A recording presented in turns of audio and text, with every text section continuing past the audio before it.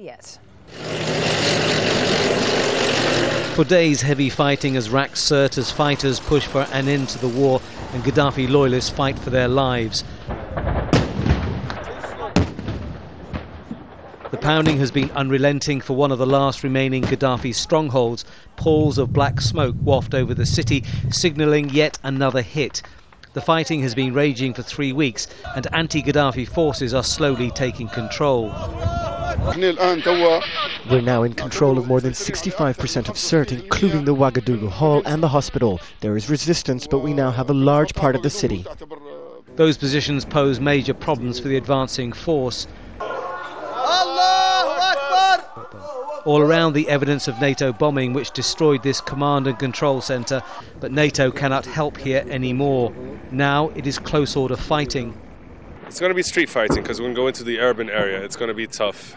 We don't want to have to do that, and we hope and wish that they would just say, the people of Sirte or the fighters who are there just know that it's game over for Gaddafi and just say we're Libyans and we don't need to be killing each other.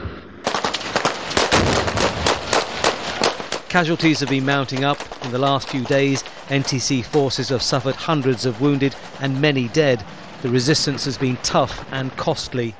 We're just a few hundred metres away from the Gaddafi forces' positions, and now the battle is intensifying. It's got to this point now about 2.5 kilometres from the city centre. According to the opposition forces, they've now taken something like 70% of Sirte, but the remaining 30% could be the most costly and the most dangerous. Gaddafi's armed followers have nowhere to run. The sea is to their backs. Thousands of well-armed anti-Gaddafi fighters in front. There's no escape, no escape. We are pushing them into the sea. They should give up. But no signs of that. NTC forces' resolve is strong, but they are up against a lot of firepower. The battle has been raging like this for about the last 3 days. It's estimated that there's no more than 2,000 pro-Gaddafi forces still fighting, but their resistance is strong and they still have a lot of ammunition.